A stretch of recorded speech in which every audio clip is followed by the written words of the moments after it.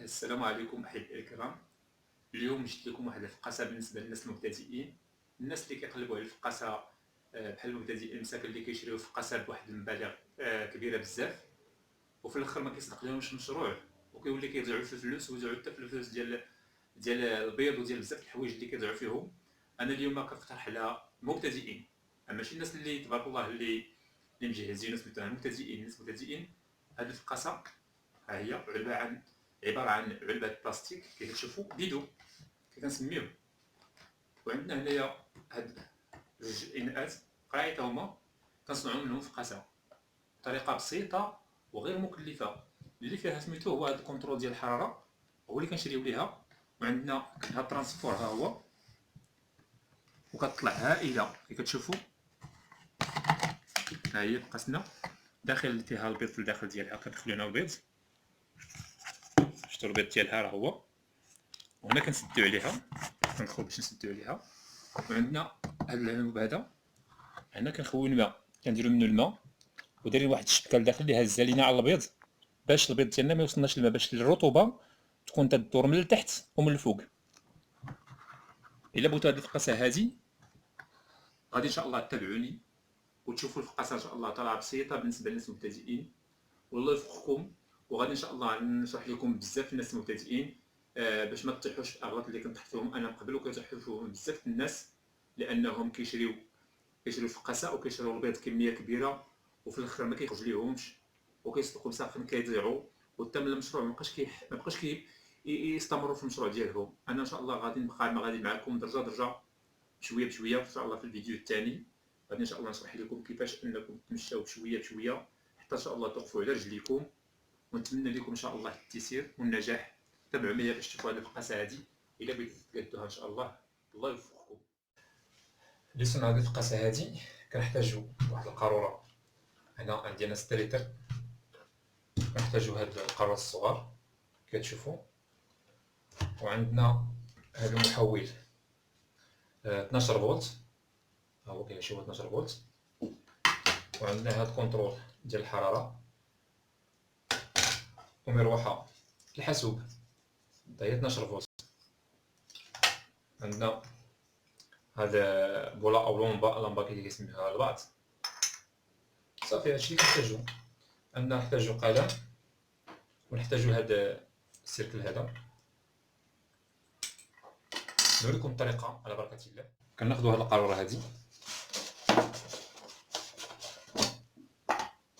ناخذوها من هنا ماشي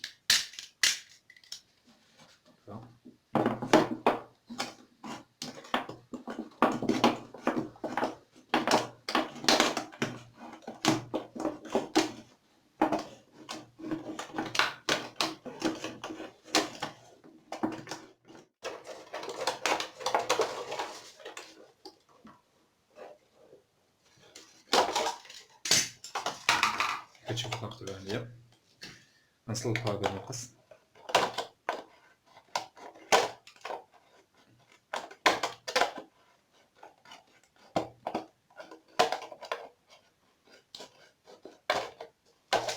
كتشوفوا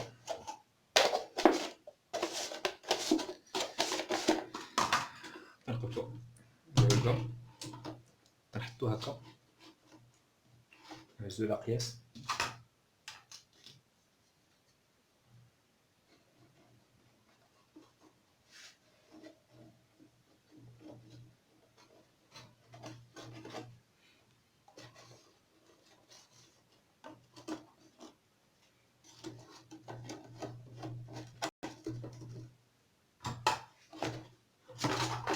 كتشوفوا القور هذا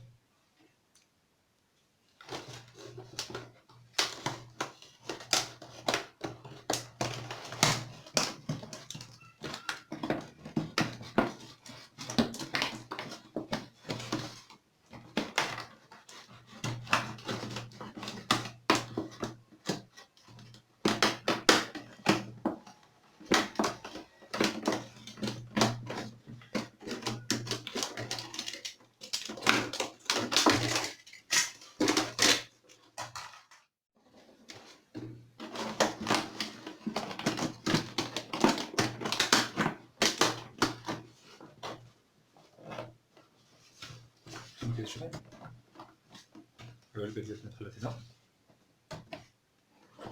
نزيدو هادي نهزوها الاخرى هادي نديروها هنايا بهذه الطريقه تاخدوها من هنا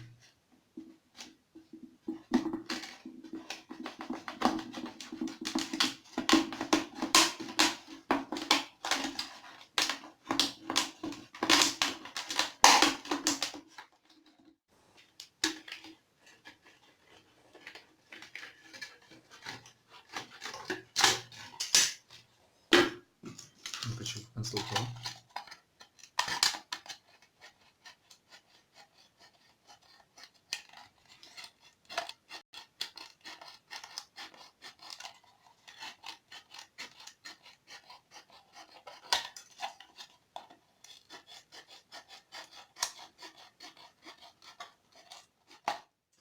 كنديرو هادي هنايا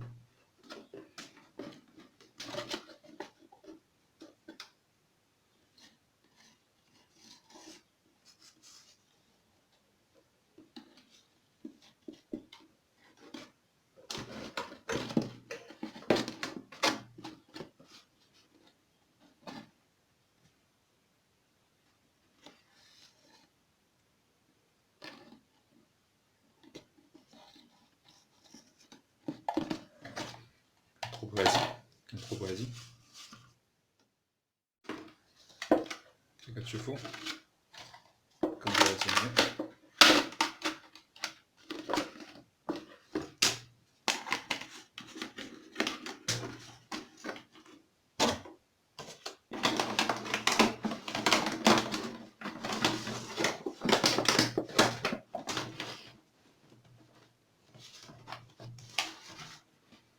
هكا بتكون الفقاسه ديالتنا.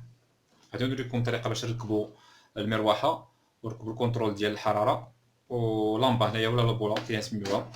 كناخذوها تنحطوا هذا كناخذوا هذا الاناء هذا نحتاجو غير غطاء فقط. غادي نحتاجو هادي هنا غادي نثقبوه كنسخنوا هذا كتشوفوا هنا تما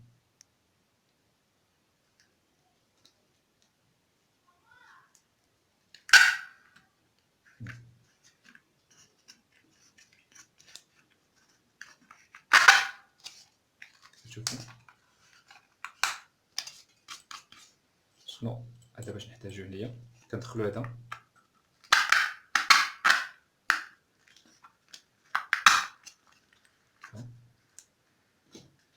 كنديرو ليه البراغي ديالو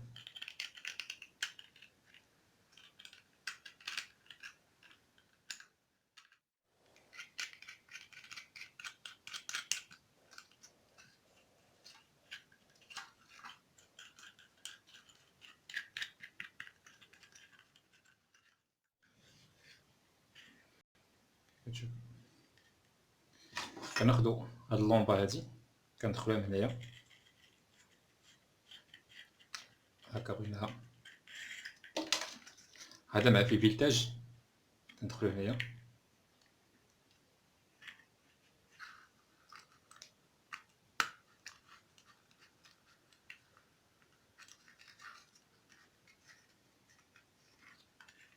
شفتو باش كنوضعوه في هاد المكان ديال هنا.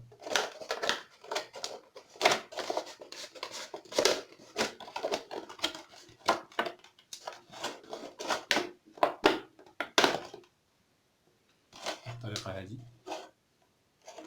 كنشوفو من البوست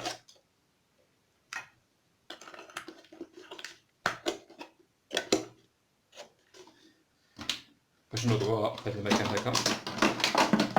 طريقه بسيطه ماشي شي حاجه اللي هي صعيبه بزاف. هانتوما غادي نلصقوا هادو ونرجعوا لكم ان شاء الله نوريكم كماله. كناخذوا المروحه ديالنا كناخذوا واحد جوج عيدان ديال الخشب كنحطوهم هنايا هكا كتشوفوا ولا بدا هادي نحطوها هنايا من اللور. هاد الجهه هي اللي كتلصق هنا هانتوما شوفوا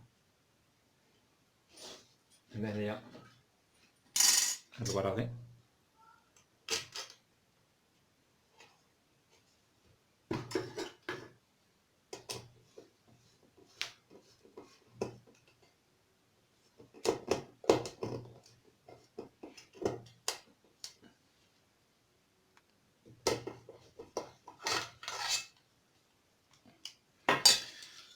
هانتوما كتشوفوا شنو نوضعوها هنايا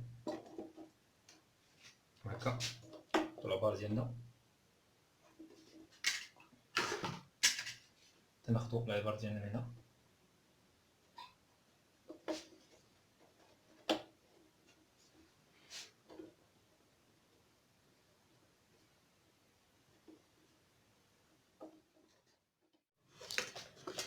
كيف كتشوفوا على هاد الجوانب باش نوضعو المروحه ديالنا هنايا.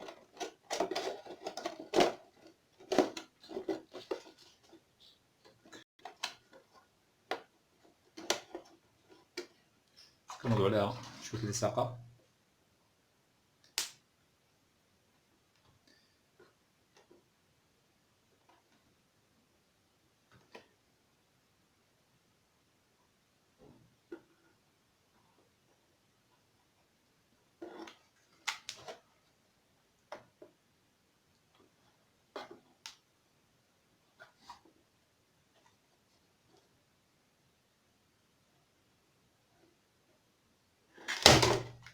عفوا كي كتشوفوا هكا باش نوضعوها هنايا هكذا.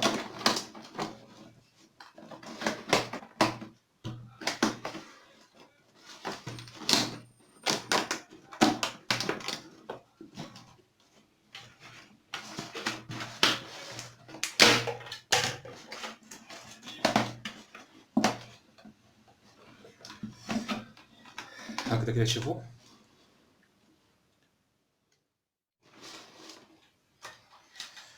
كنعمرو عليها باللصاقه مع الجناب هكذا باش مباقيش يخرج لنا الهواء من هنايا بحال هكا. نبقى مستمرين هكا حتى نكملوها.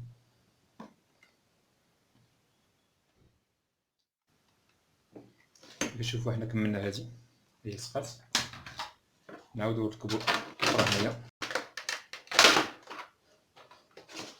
وفي نفس الطريقه حتى هي كتشوفوا هكا نلصقوها باش ما يخرج داك الهواء.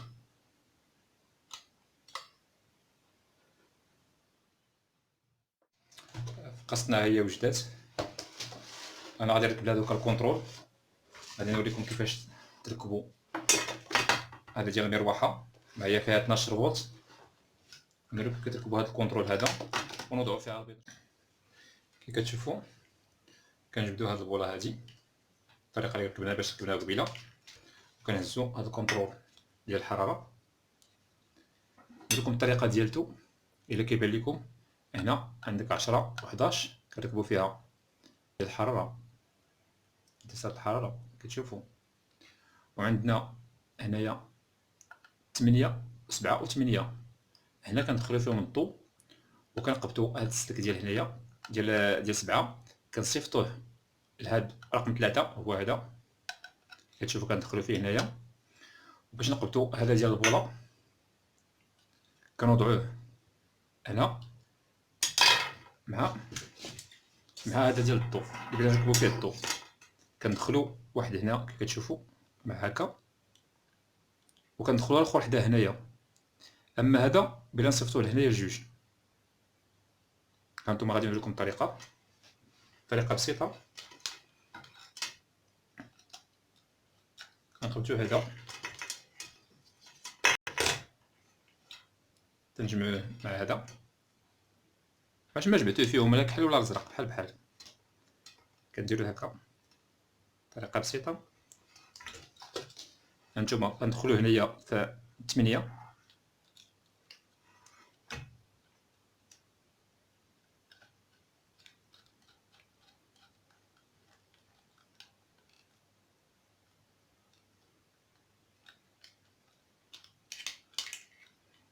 كناخذوا هذا ديال 7 له ندخلوا مع هذا السلكنا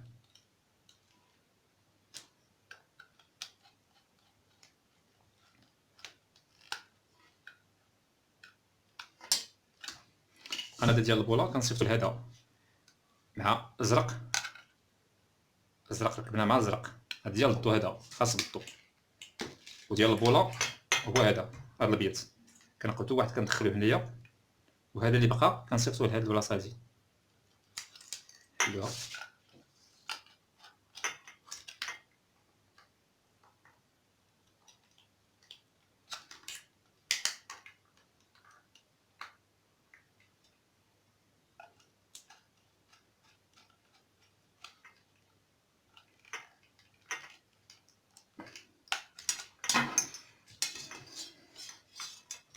كتشوفوا هاد الركاب ديالها، نركبوها دوكا في البريز.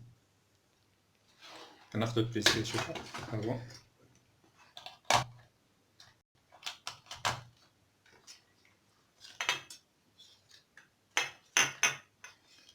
دابا كتشوفوا دوكا غادي نركبها في الفقاصه ونوريكم الطريقه كي دايره. هانتوما هي دي الفقاصه ديالنا كي كتشوفوا. كتطلع هذا باش توقف عليه هكا، باش نحطوها هكا باش ما تحرك لينا لا هنا ولا هنايا. بهاد الطريقه هذا كنركبوه في الفقاصه ديالنا.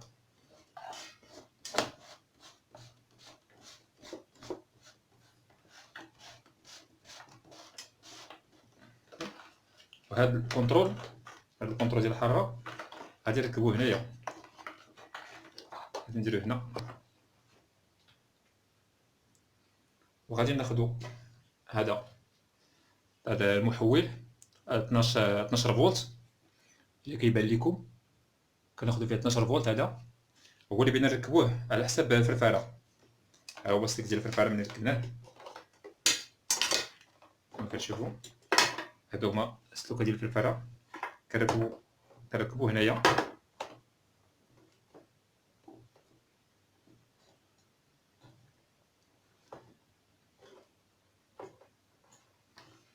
وكنحطوه في هاد البلاصه هادي. هذا هو البريز ديالو. هكا غادي نركبها ونزكيه ونوريكم الطريقه النهائيه. فقاصتنا كما تشوفوا، الفقاصه ديالنا كما تشوفوها هي. هذا باش تشوفوا.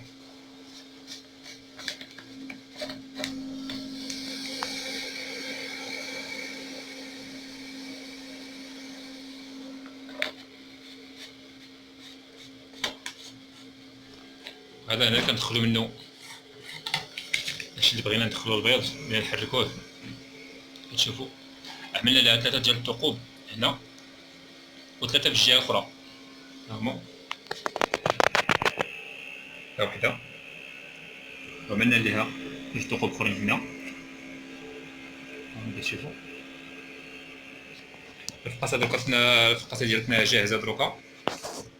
دابا نوريكم البلاطو اللي غادي نركبو لها دابا، ونحطو فيها البيض ان شاء الله الرحمن الرحيم، ونتمنوا ان شاء الله التيسير. كي كتشوفوا عندنا هاد الشبكه هادي، هي ساهله. كنقطعوها من هاد الشبكه هادي. كانت هكا قطعتها انايا. انا عندي الغرض هادي هنا، حتى كندخلها لداخل.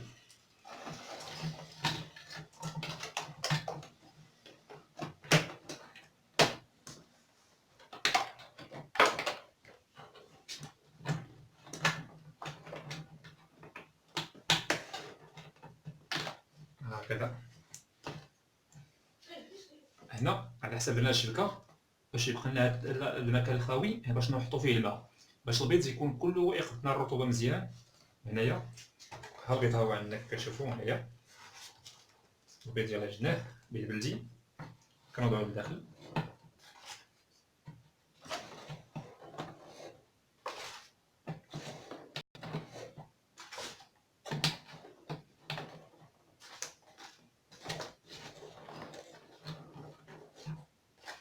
غتسولوني تقول لي القضيه ديال تاع الماء كيفاش. الماء حلو ساهل، على حساب هذا القنت هذا هنا ما خلينا الشبكه. هاد الشبكه هادي كاين بيناتها واحد الخوا، كنوضعوا الماء فيها. هانتوما نديرو هاد الماء بحال هكا، كنوضعوا الماء هنايا بشويه.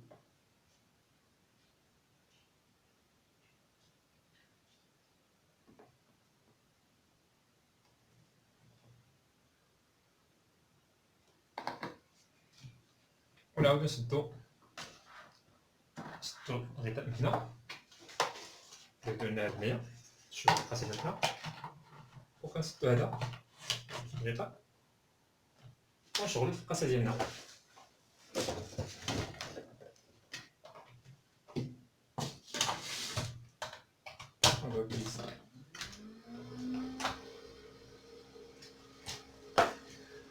الفقاسة ديالتنا جاهزة ان شاء الله الرحمن الرحيم.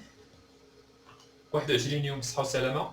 وكيف كتعرفوا كتكون 3 ايام الاولانيه ما كنقلبوش فيها البيض حتى كتبقى 18 يوم، تدوز 18 يوم، و3 ايام الاخرانيه ما كنقلبوش فيها البيض، كنقلبوا بين ملي تدوز 3 ايام الاولانيه نقلبوا البيض تدوز 18 يوم، وكنتوقفوا عليه ثاني ونزيدوا شويه ديال الرطوبه. غادي ناخذوا رشاشه ونديروا شي شويه هنا. هذه بالنسبه للناس المبتدئين، هذه كنهديها للناس المبتدئين، الناس اللي كيقلبوا على الفقاسه وتيبقى يضربوا تماره وكيديروا داك كيديروا بحال العلبه ديال سميتو ديال كرتون وكيوضعوا فيها وتقول لك راه ما خرجناش البيض. علاش؟ حيت اصلا عندنا هذا الكرتون كيمتص لنا الرطوبه، كيمتص لنا وكيلعب بزاف ما كيردوش البال. اللهم نديروا حاجه بلاستيك ما كيمتصش الرطوبات وكيبقى مزيان محافظنا على الحراره. ونتمنى ان شاء الله تعجبكم هذه الفقاسه هذه، وما تنساونيش في الاشتراك ان شاء الله باش نوريكم حوايج اخرين، باش ندير لكم وكالات وشرابات اخرين ان شاء الله الرحمن الرحيم. راه باقي عندي بزاف ما يتقال. نتمنى ان شاء الله الرحمن الرحيم هذه الفقاسه هذه نهديها لكم الناس المبتدئين وتعجبكم ان شاء الله الرحمن الرحيم، وتستافدوا منها في المشروع ديالكم اللي بتبداو ان شاء الله بشويه بشويه، ما تكثروش بزاف. اللي بيبدا في التفقيس يبدا حاجه بسيطه، مثلا 10 البيضات 15 بيضه بشويه باش يتكافى مع البيض ان شاء الله الرحمن الرحيم.